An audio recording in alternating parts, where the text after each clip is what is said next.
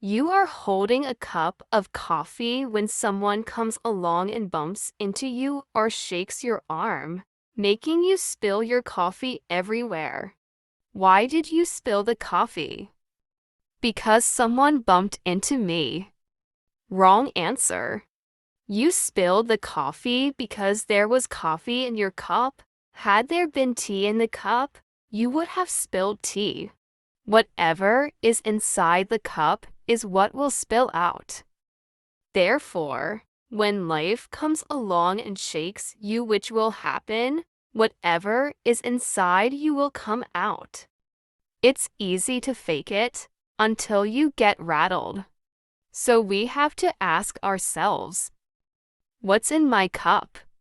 When life gets tough, what spills over? Joy, gratitude, peace, and humility. Anger, bitterness, victim mentality, and quitting tendencies.